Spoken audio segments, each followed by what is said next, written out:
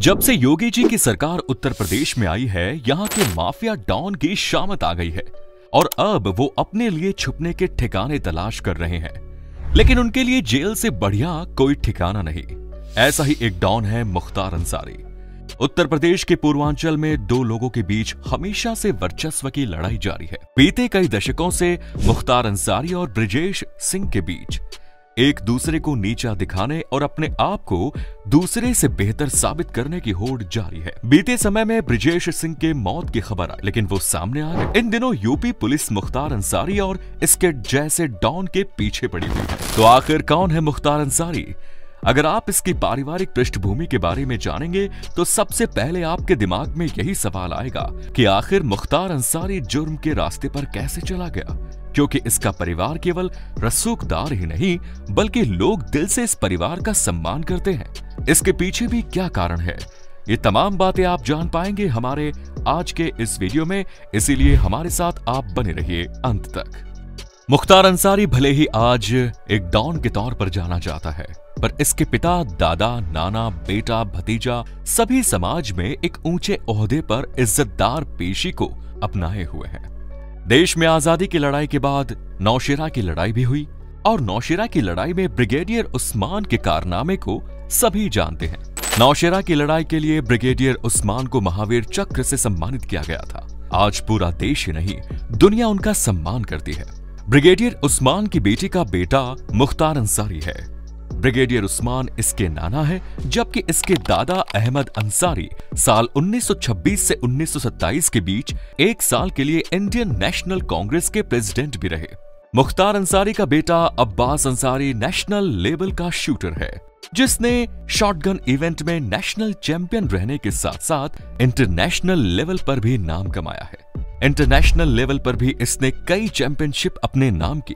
इनके भतीजे जावेद अंसारी जाने माने जर्नलिस्ट हैं। इनके चाचा जी हाल ही में देश के उपराष्ट्रपति पद से रिटायर हुए हैं। जी हां, हम बात कर रहे हैं देश के पूर्व उपराष्ट्रपति हामिद अंसारी के बारे में। अगर मुख्तार अंसारी के पिता सुभानुल्लाह अंसारी की बात करें तो वो एक कम्युनिस्ट लीडर थे। साथ ही वो इतने साफ सुथरी छवि के आदमी थे कि मऊ में जब एक बार पालिका चुनाव में खड़े हुए तो उनके अपोजिट खड़े हुए तमाम प्रत्याशियों ने केवल उनकी इज्जत का ध्यान रखते हुए अपना नाम वापस ले लिया। मुख्तार अंसारी लगभग 7 फुट हाइट का रोजगार पर्सनैलिटी वाला इंसान है, जिसके परिवार का अपना अच्छा खासा राजनीतिक इतिहास रहा है। लेकिन फिर भी 80 के दशक में मुख्तार अंसारी गलत संगत में पड़कर अपराध के रास्ते पर चल पड़ा। इसके जानने वाले कहते हैं कि इसे क्रिकेट का शौक था। उस समय ये तेज गेंदबाजी किया करता था। अगर सही रास्ते पर चलता तो देश को एक फास्ट बॉलर मिल जाता, लेकिन इसने अपराध का रास्ता चुना और अपराध के गलियारे से होते हुए राजनीतिक मंच पर अपनी धमक कायम की। उत्तर प्रदेश की मऊ सीट से मुख्तार अंसारी साल 1996 से लेकर अब तक लगातार विधायक का चुनाव जीतता रहा है। ये बात है जब एक बार मुरली मनोहर जोशी के खिलाफ सांसद का चुनाव वो हार चुके थे। मुख्तार अंसारी पर हत्या की कोशिश, किडनैपिंग, वसूली, रैंसम, तस्करी जैसे खतरनाक आरोपों में 40 अपराध दर्ज है। साल 2005 में इस पर दंगा भड़काने का आरोप भी लगा और फिर मुख्तार अंसारी जेल चला गया। आज वो बीते 15 सालों से जेल की सलाखों के पीछे है। ये घटना 9 जनवरी सन 2018 की है, जब उत्तर प्रदेश की बांदा जेल में मुख्तार अंसारी को हार्ट अटैक आने की खबर आई। उसे लखनऊ ले जाया गया, जहां ट्रीटमेंट हुआ।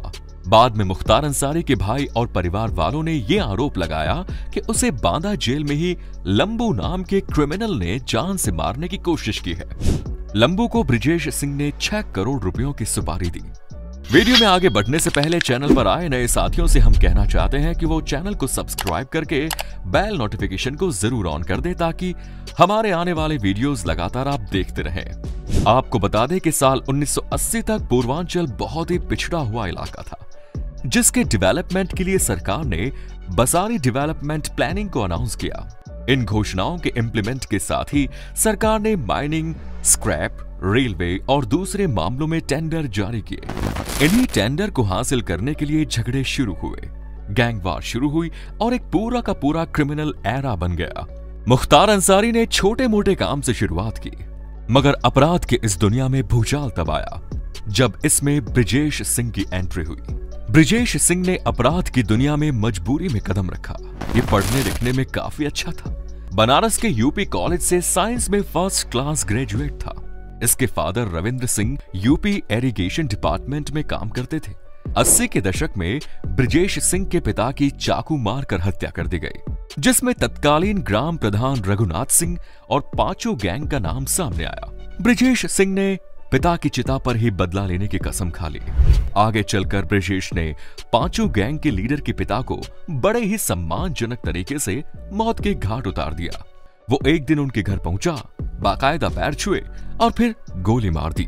ये ब्रिजेश का पहला कत्ल था, मगर पिता की मौत का बदला अभी बाकी था। इसके बाद एक दिन उसे ये खबर लगी कि रघुनाथ सिंह कचहरी आया हुआ है। इसने बाकायदा AK-47 ली और कचहरी में ही रघुनाथ सिंह को गोली मार दी। इसके बाद ब्रिजेश सिंह का अपना गिरोह बन गया और वो अपराध के रास्ते पर चल पड़ा। सरकारी ठेकों के चक्कर में मुख्तार अंसारी का कट्टर दुश्मन था त्रिभुवन सिंह, जो ब्रिजेश सिंह के गिरोह में शामिल हुआ। और इसके बाद मुख्तार अंसारी का सीधे सीधे ब्रिजेश सिंह से आमना सामना होने लगा। इन दोनों के बीच गैंगवार होती थी। सरकारी ठेकों, अवैध वसूली और दूसरे आपराधिक कृत्यों को लेकर एक दूसरे से आगे निकलने की होड़ लग गई। बीते लगभग 2 दशकों से इन दोनों गैंग के बीच ये कंपटीशन आज भी जारी है। ये घटना साल 2001 की है, जब गाजीपुर के पास उसरी चट्टी नाम के क्षेत्र से मुख्तार अंसारी अपनी 2 गाड़ियों के साथ जा रहा था। उसी समय ब्रिजेश सिंह ने अपने साथियों के साथ इस पर हमला किया। मुख्तार अंसारी दूसरी गाड़ी में बैठा था, इसलिए वो बचकर निकल गया, लेकिन उसके 3 लोग मारे गए। इस हमले में ब्रिजेश सिंह को भी गोली लगी और यह खबर उड़ी कि ब्रिजेश सिंह मारा गया। इसके बाद मुख्तार अंसारी पूरे क्षेत्र में अकेला राज करता है। ब्रिजेश सिंह के गैंग के एक एक आदमी को ढूंढ कर खत्म करने लगता है।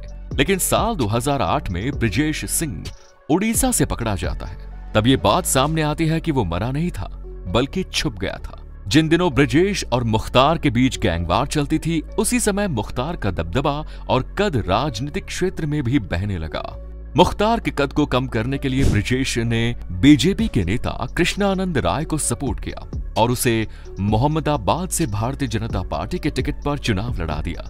यहाँ से मुख्तार अंसारी का भाई 5 बार से विधायक था, पर इस बार वो हार गया। इस हार से मुख्तार अंसारी को बहुत गुस्सा आया, लेकिन वो जेल में बंद था। इसके बाद कृष्णानंद राय को एक बार कुछ लोगों ने घेर लिया और उसके साथ साथ 6 और लोगों की AK-47 से हत्या कर दी। इन 7 लोगों के शव से 70 बुलेट बाहर निकली। मरने वालों में मौजूद विधायक कृष्णानंद राय भी शामिल थे।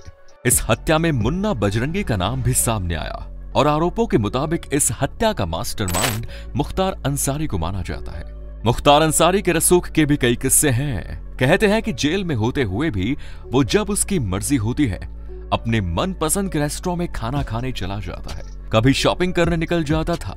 उसके साथ हमेशा उसका एक खाना बनाने वाला जरूर रहता था।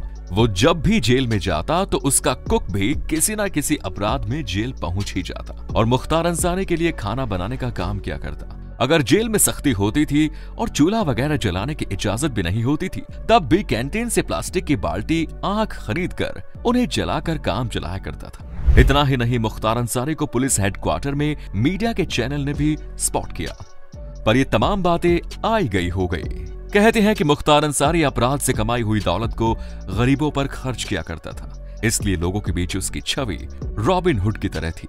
फिलहाल पूर्वांचल के दोनों डॉन मुख्तार अंसारी और ब्रिजेश सिंह जेल की सलाखों के पीछे हैं। आज भी एक दूसरे के खून के प्यासे हैं। तो उम्मीद है कि ये स्टोरी आपको इन्फॉर्मेटिव, इंटरेस्टिंग दोनों ही लगी होगी। वीडियो को लाइक करके अपने दोस्तों के साथ शेयर जरूर करें। मुख्तार अंसारी के बारे में आप क्या सोचते हैं कमेंट्स में जरूर बताएं। फिर मिलेंगे नए वीडियो में, तब तक के लिए जय हिंद, जय भारत, वंदे मातरम।